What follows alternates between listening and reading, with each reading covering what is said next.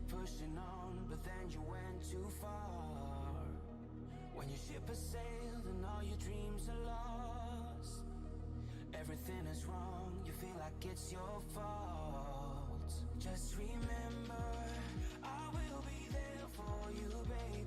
Remember, there's nothing out there to get you, don't forget it. When life throws lemons, just call on me. Just call on me. Just call on me. Just call on me.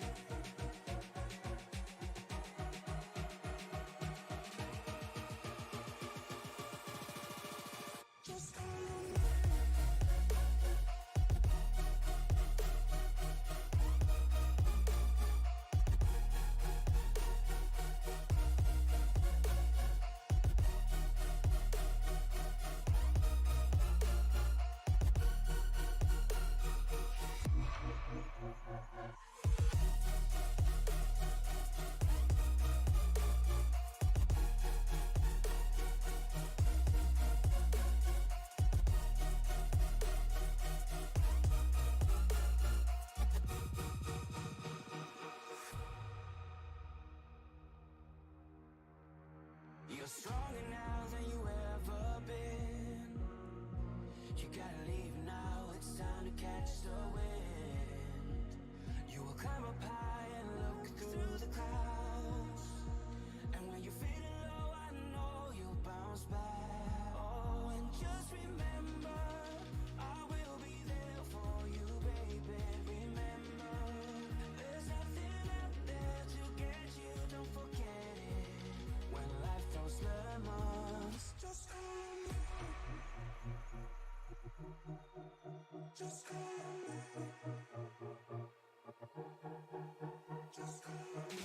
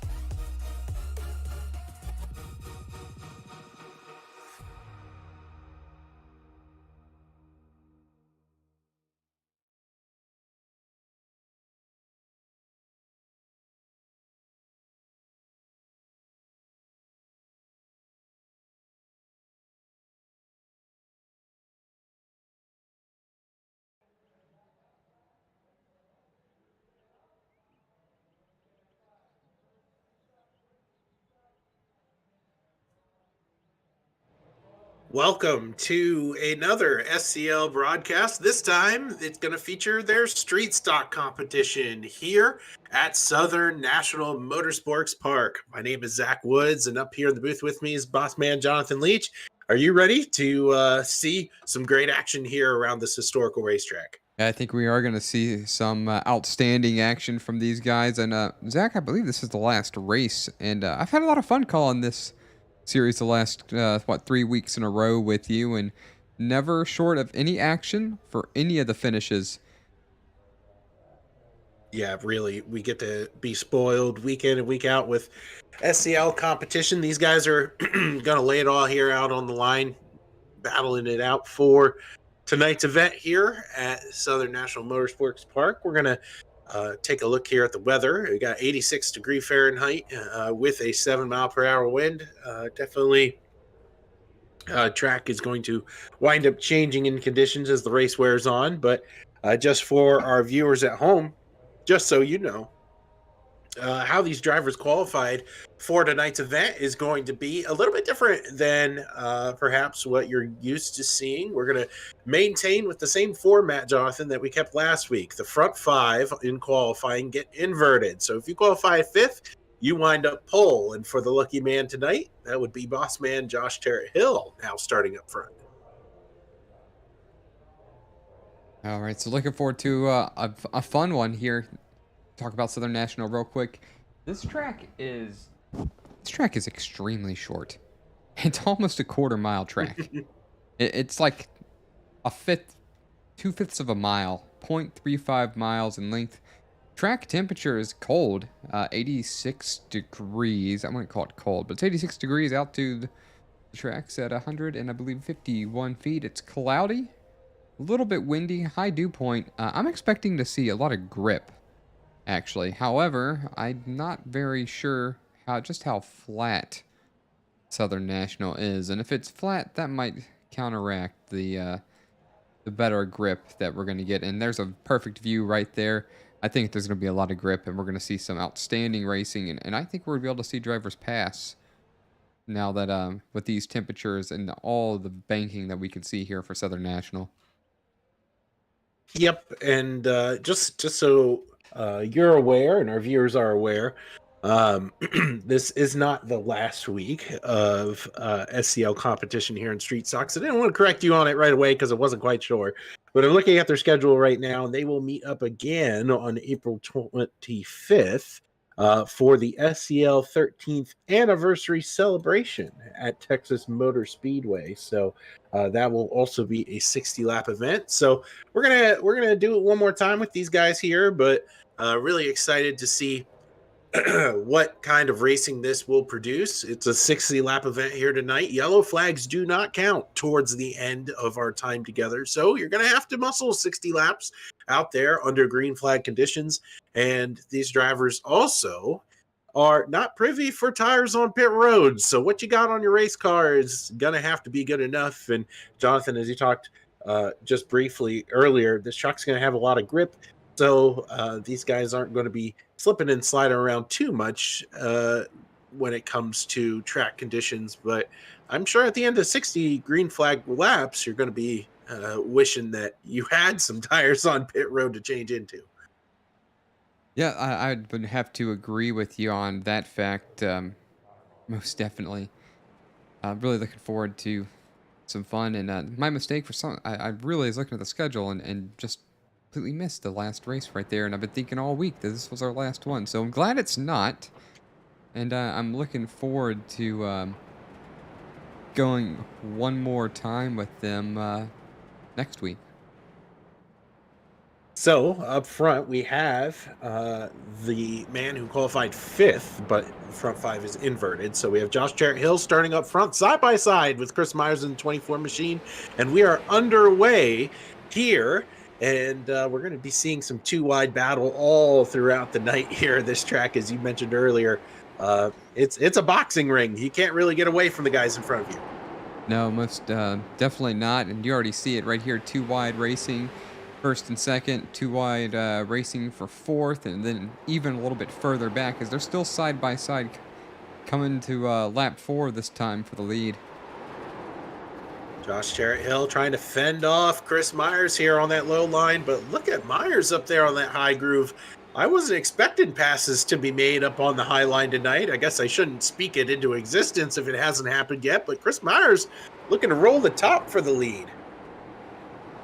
Yeah, you know, and I think the top might come into play here for this track a little bit, especially as the track starts getting some rubber laid down. For some reason, I just have a feeling that the high side is going to be a viable passing option, and you're not just going to be able to defend the position by only protecting the inside lane. I could be wrong on this, so we're going to keep an eye out and see how it goes. But those are my thoughts for this one. But let's go ahead and take a minute to go through the field, starting with Chris Myers out of Chesapeake, Virginia. We have contact back here. It's Greg Birch and Kenny Tripp were getting side by side. Sorry, but they were sideways coming out of turn 4 that last lap. I thought that was going to be a wreck as I saw Kenny Tripp was pointed right to the fence. Look at this. What a save. Right there is where I thought it would have been a big wreck, but Greg Birch with significant damage. You know, he's been unlucky. Pretty much every race that I've been a part of, something has happened to this machine. Every single race. I was hoping for his sake, as you can see the damage on the right front of his street stock, that he'd have a good race for himself finally. But every single race, it just seems that he's got a little bit of a monkey on his back and just can't seem to shake it off. That's really going to affect the handling of that 51 machine. He's going to struggle getting that rotated through the center of the corner now with the fender all crinkled up. But somebody who's not struggling here is Brandon Varney in the second position. He qualified, Jonathan, fourth tonight, but in reality, he was second on speed given the qualifying rules. His hometown is Auburn. I imagine Auburn, New York, maybe Auburn, Alabama. Not totally sure. Third place position currently is Josh Terrett Hill. He's down a couple spots. He's out of Mooresville, North Carolina. Kenny Tripp, a name that we talk about very often, out of Lewiston, Maine. Up one position, scored in fourth. Matthew Marston. This isn't a name that I'm familiar with, Zach. Have you seen this one before? Marston, I think, is as Frank would call it, a series debutant to this league. I could be wrong, but I'm not really familiar with Matt here in SCL competition, so this very well might be his first event. Yeah, I'm not too sure. But someone we are quite familiar with, and we've seen some pretty wild finishes, notably for a third place a couple weeks ago. Adam Lowe up one position in sixth out of Stony Point, North Carolina. Moving back to seventh in the battle for sixth with Adam Lowe is Todd Merkel out of Dearborn, Michigan. It's about 4 hours south of where I currently reside. Jesse Thomas currently scored P8, another driver up 3 positions. Michael Matta out of Waterbury, Connecticut. Rounding out the top 10 is Greg Birch, Simpsonville, South Carolina. Down 7 positions since the start of this race and had that right front damage. It's unfortunately going to hinder the machine. It may not be too terribly bad going around this track. And take a look, Zach. Let's watch this. See if we can get a view of those rotors on the Greg Birch's machine coming around right there. Do you see that? They got the red glow on there. That's so they're cool. Gonna have to. Look at that right there.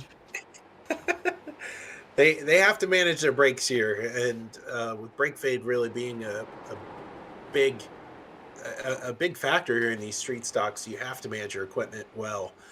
Joshua Broadwell back here in the 00. He's -1 from where he started. He's hanging out in 11th, and there is a car on the inside there.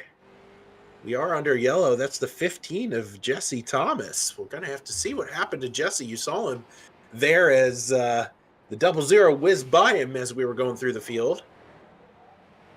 We're going to try to figure out what happened with Jesse Thomas here. Yellow is waving.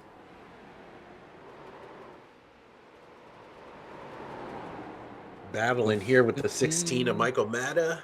And, yep, you got booped. Excuse me. Try to get another angle of this.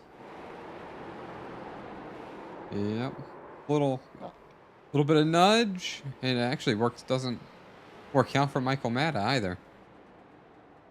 No, and these drivers are going to try to manage being tight in the center of the corner. You saw Matta really kind of fling that car in there, try to get the advantage. He saw a gap, but if you go into the corner too fast, you're not going to be able to rotate as well. And that was that case there. You got into the competitor beside you. But if that's as severe as the crashes get tonight, I would say, Jonathan, Greg Birch had a worse crash, and he didn't even get a yellow flag for it. Yeah, you're right. That was not too much of an incident right there, and it did manage to force out the caution, but not too bad. That first caution of the race, I'm not expecting there to be really many in this event right here, as Field's trying to cycle through right here. So bear with the timing. It looks like it's sorted itself out. Chris Myers up front, Brandon Barney P2, Josh Terrett Hill third. Kenny Tripp, Matthew Marston round out the top 5. And the Pace Mustang is down pit road. Chris Myers into the WJM restart zone on the throttle and already into turn 1 because, man, that is a very short front stretch. Yes, and we have old school restarts here with SCL Street Stock Competition. You have to remember that Not only do yellow flags not count towards the end of this race in terms of lap count, but you have to understand that if you're gonna stack them up for a restart, that means, well, you're gonna be single file instead of double file, as we're so used to seeing in many of our sim racing media productions. So you got to make some hay here by getting a good jump on the guy in front of you, and when you don't, you're going to see a lot of single file racing as we see right now. So Zach, tell me, you're a little bit older than I am, I believe. Do you remember the restarts in NASCAR where the lead lap cars were on the outside and they brought the lap cars up to the inside line? You I remember any do. of I that? do. Yep, I do. Now, I'm. I would venture to think I'm not too much older than you, but I've been watching NASCAR. Like some of my earliest memories is watching NASCAR. As you see Kenny Tripp getting to the inside of Josh Jarrett Hill here for second, making that move there. Good pass there by Tripp. Kind of like a Martinsville, though. Josh Jarrett Hill needs to get back on the inside. But anyway, yeah, I do remember the era of single file restarts. And racing back to the yellow. Oh, that was crazy. Can you Oh, imagine? trouble. Whoa, Josh Jarrett Hill gets punted as he's going to lose 3 or 4 spots there. And you said racing back to the yellow. Care to cue me in a little bit on what you mean by that? Oh yeah, so back in the day, when the yellow flag would come out, it would be broadcasted on the drivers' radios that, hey, the yellow flag is out. And instead of the field being frozen and timing and scoring coming out and documenting where the cars are, you didn't have that. So look at the beating and banging there. Todd Merkel getting into we're trying to tell a story, and these guys are creating action. Adam Lowe here. But anyway, long story short is that when a caution would come out, you'd race back to the start-finish line for your position. And then when you'd cross the start-finish line, that's where you'd be scored. So there'd still be racing on the racetrack, even if there was a caution. So Wow. These guys are trying to make one back here. This is a battle for 5th, 6th, and 7th. Marston, Merkel, and Broadwell back here. Yeah, this is a pretty tight struggle right here. And you know, I'm trying to think back to when NASCAR changed that. Was it with the COT car? Was that what changed it when they made the rules? 'Cause I know a whole lot of rule changes occurred when the car of tomorrow first came out, and that was about when I really got into watching racing. Was when the car of tomorrow debuted at somewhere around what 06, 07, I think it was. I know the racing back under yellow was changed pretty significantly before then, and as well as double file restarts for that matter. So we don't have that data with us, but what we do have in front of us is a battle for the lead. Chris Myers trying to fend off Brandon Varney here. Of course, we know Varney's quick pretty much everywhere we go, but Myers in that Garza Law Firm 24 machine, he's been pretty sporty here. But as you can see with our timing and scoring, Varney's just a little bit quicker. A little bit quicker, lap 28, 29, 30, and a little slower, 31, 32, which I venture to say is because he got right behind him.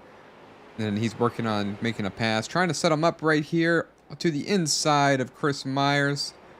Side by side through the corner. Wow, this is really intense racing. And moving. This might be a pass for the win here, as we are already lap 35 of 60, and laps here go very quickly, as you can see, 15, 16 seconds. So Chris Myers really has to defend this right now. And what's new? Brandon Varney and Chris Myers racing in the middle of the race for the win. These two are some of the class of the field here when it comes to SCL street stock action, but I think Varney's going to be able to muscle this out. You see the brakes glowing on that 24 machine. It's so much harder to get the car wound up on that higher line, so got to learn where that one is now better than you so you can set up a pass. Let's keep an eye here for Chris Myers and trying to get information on Chris Myers to Kenny Tripp. Having a little bit of some struggles here. trying to make that happen. My mistake. That explains why. There Kenny you Tripp go. a little quicker several times and a little bit slower. Kenny Tripp's currently 2 seconds and a quarter back of the front two. Kind of all by himself. Nobody to really hinder his progress. We'll keep an eye on that to see if he can run those drivers down. Current fastest lap of the race belongs to Chris Myers at a 15.73, but he no longer has the most sought after position of the race with only 20 remaining. Trying to make it around the lap machine of the 855. That's Yunsik Kuhn, who's up here, making his debut here in SCL Street Stock action. Just trying to get out of the leader's way. Really appreciate that. As these guys are pulling away, I think what we saw in the split, Jonathan, was that Kenny Tripp really caught these guys a tenth and a half while these two are battling side by side. But now they've sorted each other out and everything's kind of plateaued back to where things were. I think it's going to be a matter if Brandon Varney messes up here. But very well could have another caution with 19 laps to go, now 18 to go. Yeah, I'm not going to count it out, especially with the way these guys were driving back here. Greg Bursch and the 00 of Joshua Broadwell side by side going to the inside of the 855. 3 wide racing through 3 and 4. Excuse me, 1 and 2. They sorted that out by the time they got 2, 3, and 4. So single file with 17 to go. Yeah, that 00 machine, Broadwell's trying to make up for lost time. 51, of course, we know his struggles early on. Back up here, this is a battle for 5th place. Todd Merkel still hasn't gotten around Matthew Marston. Felt like we documented that ages ago. And good job for Marston being able to fend off that Merkel Racing Engines machine. Oh, how is that not a wreck? Who is that? Broadwell was all kinds of sideways down the backstretch. Look at this. I'm thinking we're going to be able to catch the view right here. Going 3 wide here, getting around the lap car. We saw that.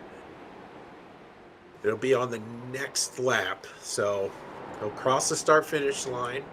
No issues here. But it'll happen here on the backstretch. Yeah, that entry didn't look so good right there at all. Oh, maybe it's a couple laps back. Unfortunately, I didn't get an event to notify the sidewaysness. Yep. We don't see it right here. We're going to go back to live racing. There it is. A little bit of a wiggle there. And there it is sideways. And, ooh, wow. What Gets a save. back down, recovers. 12 laps remaining. Varney open about a 2-car length gap over Chris Myers for the lead. But the battle is still really for the 4th place position. Matthew Marston, Todd Merkel involved. Greg Birch trying to wiggle his way into the conversation for 4th, 5th, or 6th. But this is one of the closest battles on track. And then another one between Jesse Thomas and Michael Mata, separated by half a second. Yeah, and back up towards the leaders. These guys are still working through lap traffic as well with 10 laps to go. We have to keep that into a factor as they're going to take a peek around the 855 machine again. But who's in front of the one? That's the 21 machine of Josh Jarrett Hill. We know that 21's got some speed, so that very well, they might catch him at the worst possible time here with how quick laps go by. If that one catches the 21 in a bad spot, watch out. Yeah, we'll keep an eye on this to see. I'm not really sure what relegated Jarrett Hill this far back. I know we saw him get into the wall slightly and get a little loose, but the car does not look beat up. And but his lap times are significantly slower than the leaders, almost 0.3 of a second slower. And you see Brandon Varney coming up quick in the mirror. They're at 7 laps to go. There's Matthew Marston and company. Let's see how the leader gets around this lap car. I mean, he's hounding him down right now. And opening the gap up to 2nd. This might be. Oh, look at that. Goofed up his entry a little bit. And he's going to clear Jarrett Hill. Actually, Myers is going to catch the 24 in a bad spot. You really want to clear them all in the same corner. Wow. And it will be It will be 4 laps to go for Brandon Varney at the line with about 4 car length lead here on Chris Myers. Kenny Tripp trying to hound him down. Adam Lowe back here in 4th. Still battling for 5th. Yeah, battle's going to be for 5th, I think, right here. 0.3 of a second between Marston and Todd Merkel. Hey, look at that. Marston got, excuse me, he did not. That was reversed. Merkel's been chasing Marston down for the whole race, and we're down to 3 to go here. Let's see if he can rack him up and make one more go at it. Yeah, I wonder what kind of attempt is he going to make. Does he have the tires to really drive in there? Do you think he's going to use the bumper? Look at that, getting super close. He's only going to have one more shot at it. Yep, we'll have to see. Can't ignore what's going to happen up front, but that one car has been dominant ever since he wrangled the lead away from Chris Myers. These guys are going to have one more lap around this joint. Brandon Varney has set sail. He's dominated the later half of tonight's event, and it will be the man in the number 1 machine, Brandon Varney, taking the victory here at Southern. What an effort from him. And the battle for 5th almost turned into a battle for 6th as Greg Birch couldn't get it done on Todd Merkel. But your top 3 is Varney, Myers, and Kenny Tripp tonight. Extremely fast event. 1 caution. Very good. This was the, I just want to mention, this is races for Mike Diaz, the Mike Diaz 100 Southern National Motorsports Park. Really good racing. Brandon Varney, Chris Myers, Kenny Tripp, top 3. Not too surprising to say at the least. Greg Birch recovered fairly well to finish 7th after being as far down as I believe it was 12th or 13th. But very fast racing. But what are you supposed to expect? It's not even 0.4 of a mile racetrack. Well, Jonathan, I'm going to bring in our 3rd place finisher, Kenny Tripp. Kenny, it's Zach and Jonathan up in the booth. You got a copy? What's up, guys? I'm going to hand you over to Jonathan so he can ask you some questions about tonight's event. Oh, man, he's just going to throw me on the spot just like that. Well, Kenny, track temperature was kind of low at 86 degrees. Outside air temperature is 86 degrees as well.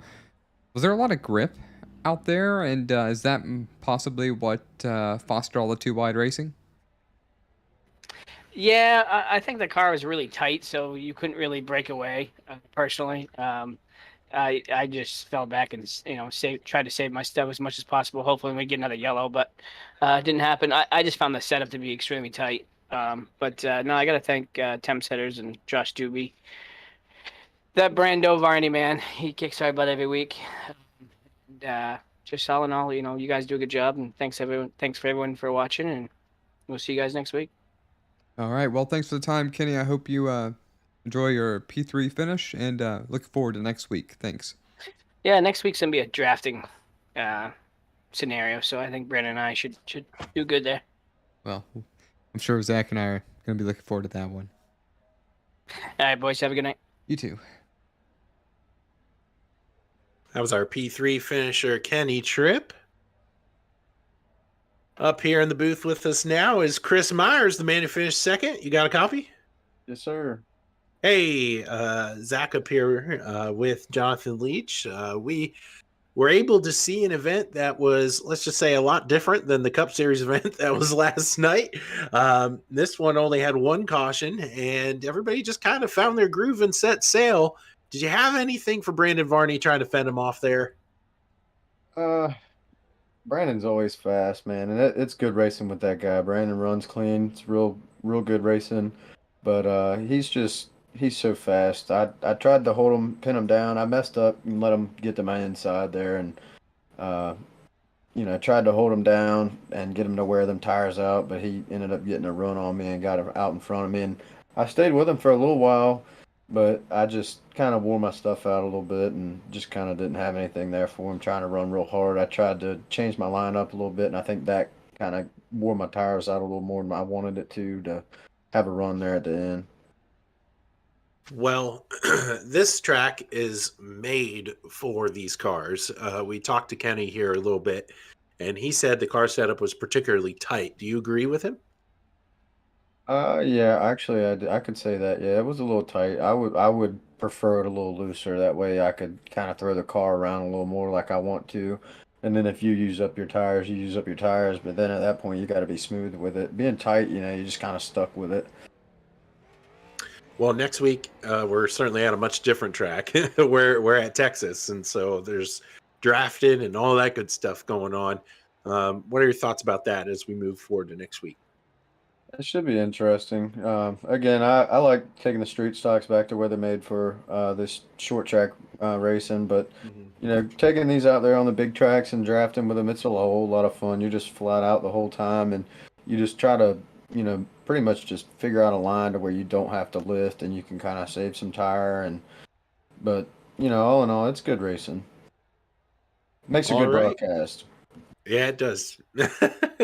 Well, I'm going to leave this up to you for thank you, sponsors, and shout outs for that P2 finish. Yeah, I'd like to thank WJM Motorsports, Bill Mulfeld again for everything he does for sponsoring the league this season. SCL for hosting the season. You guys for putting on a broadcast, but also Garza Law Firm, Oxygreen Solutions, Claude Haggerty, Super Sponsor Man, Extreme Sim Racing, and everybody that races out here. I appreciate it, guys. Well, you go and enjoy it, man. That's Chris Myers, your P2 finisher.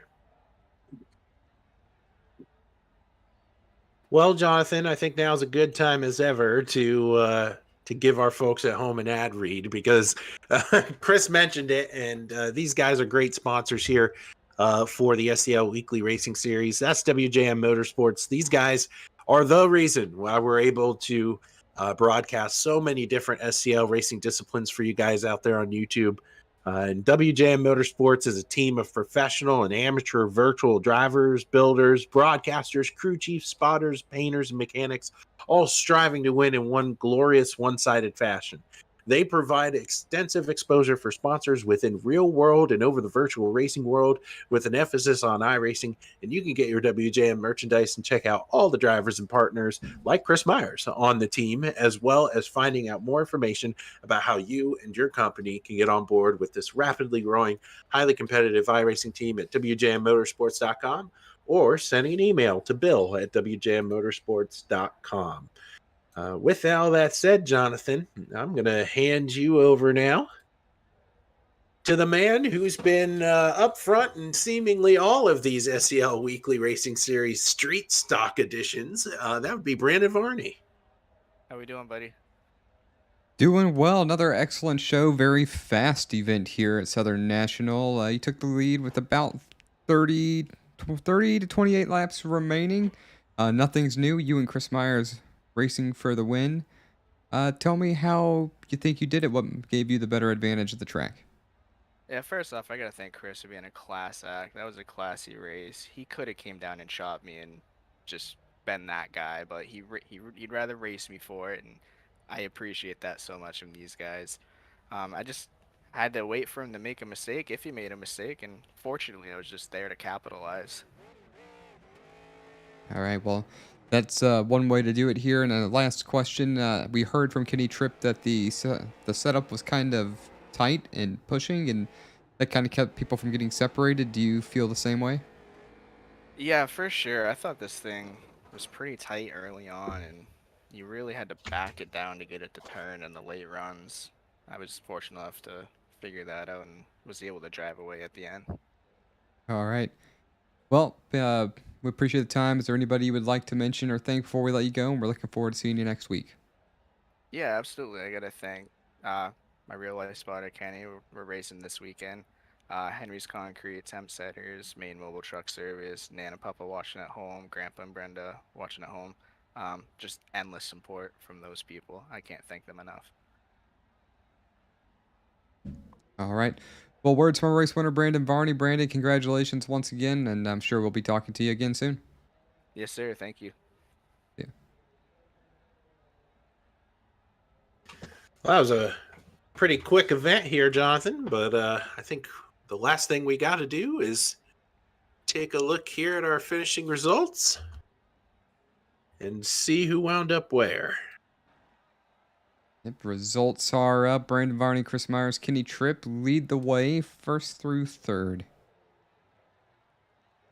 And I think for broadcasting reasons, I'll let you I'll let you run through the finishing order that is visible for you up on the screen right now. Fair enough. Adam Lowe and Matthew Marston round out the top 5. Todd Merkel finishing 6th on Matthew Marston the entire race. And to mention that the R at the end of each name means this is their rookie season with the SCL Racing Series. And I also believe that most of these guys are new. I don't recognize several of these drivers.